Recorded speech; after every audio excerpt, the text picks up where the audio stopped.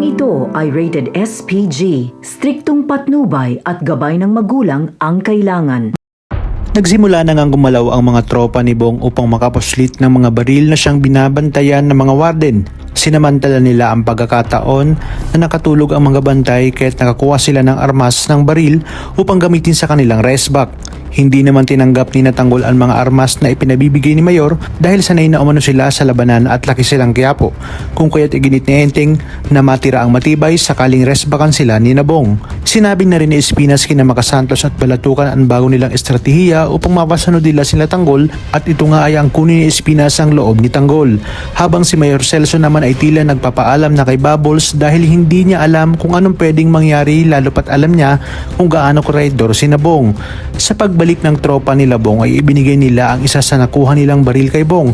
Kaya naman sinabi ni Bong na mga gamit na nila yon para makipagsabayan sa mga gwardya at yun din umano ang gagamitin niya kay Tanggol at Espinas. Sa kabilang banda, sa pagtatanong-tanong ni Severino ay napag-alaman niya na Tanggol ang pangalan ng kalaguyo ni Mokang. Ngunit napatanong siya na kung nakakulong umano ang Tanggol na binabanggit ng kanyang mga kainuman, marahil impostor ang Tanggol na kasakasama ng kanyang boss Ramon ngayon. Hindi rin tumigil si Rigor sa paghahanap kay Severino matapos humingi ng tulong sina Marsing at Nita sa kanya.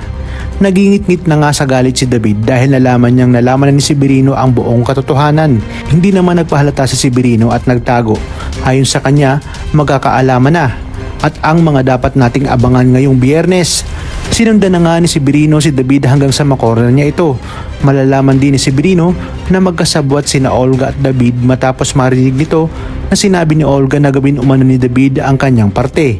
Nakiusap pa nga si David na huwag sabihin kay Ramon ang buong katotohanan at handa siyang magbahit na kahit magkano. Ngunit iginit ni Severino na walang katumbas na halaga ng pera ang kanyang katapatan sa kanyang boss Ramon. At dito tatawagan niya na nga si Ramon. Hahanap naman ng tiyempo si David na puruhan nga itong si Severino. Sa inyong palagay, si Rigor na kaya ang huling pag-asa ni David upang hindi mabuko ang kanyang pagpapanggap?